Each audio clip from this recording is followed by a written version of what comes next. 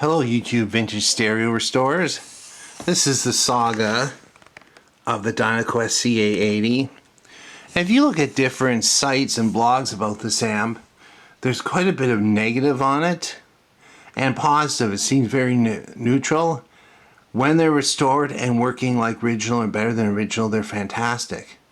But then you get the ones keeps blowing transistors, noisy, overheating. Yeah, well, that applies to almost anything this age, but I'm noisy and I overheat too. So, couple things. Sometimes you do quite a bit of work on these units and you think you're done. Another issue creeps up. So I've recapped the two basically the driver boards, and a couple things. One of the questions about these driver boards is, the schematic shows a certain capacitor. Which one is it? C6 as being 4.47 microfarad non-polarized. That's what it's supposed to be. Inside these, I don't know if we can get a good look at it. No, it's blocked. These are real fun to work on. I did put a 0.47 but inside, but I found a 47 microfarad polarized on one side, not polarized on the other. I don't know. To get at these boards, the best thing is to take the screws out that hold the heat sinks, wiggle them apart, and then slowly turn them. You've got all these connections. You can unsolder everything and pull the board out. And if you're putting a new board in, that would make sense, but I didn't do that. Where it really gets tricky though is the preamp board. Look at how many things are soldered on the board. All the wires from the tone controls. So you've got a choice here. You either unsolder everything, take the boards on, work at them at your leisure, or you do brain surgery on these. And that's what it felt like, because you're basically moving things, going into the soldering iron, not lighting anything on fire, and then taking the pieces out. And as you notice, all these caps are axial, so it's axial like a car, you know, like the Flintstone car. And there's a 1, 2, 3 there, 1, 2, 3 there. You can put radial in their place, but it's not as nice to fit. No, it doesn't look as good. One thing I got into, there's on this board, there's two non-polarized caps. I could not find them anywhere that wasn't on back order in axial, so I used radial ones.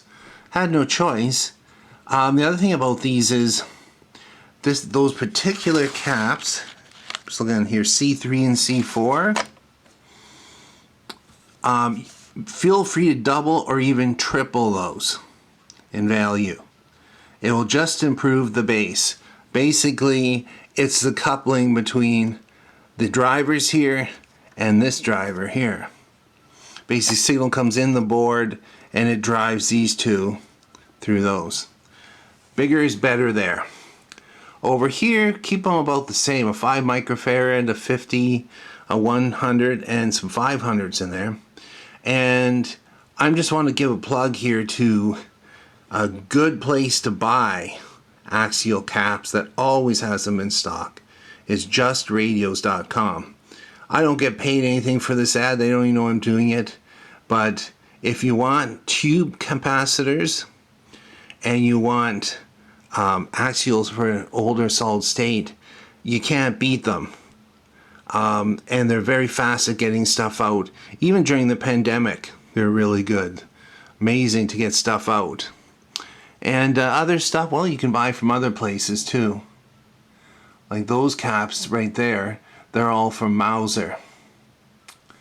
And then the ones I actually stuffed in there, the 2200 100 volt ones, are from SCA-80, which is a Canadian distributor. And they have some good surplus stuff. And one thing about SCA-80 is, first of all, it's a great place to browse. They got all the electronic kits and stuff. It's really hit and miss lately though, but they will have Next Tech stuff. So from Radio Shack stores that have closed and other places like that. So like the old, like there's a whole section that'll be like Radio Shack fuses and Radio Shack transistors, and it's like, where have these been all my life? And really reasonably priced.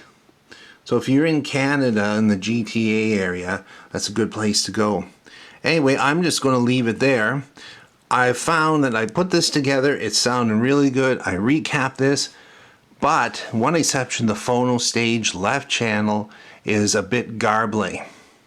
So I'm thinking it's one of these wee little metal can transistors way back there. So I'm going to have to do some surgery to replace those. They're BC109s, which you can still get, but same pinout, same metal can, 2N2222s. Those are much more widely available and they have a little extra margin for current. Thanks for watching and listening.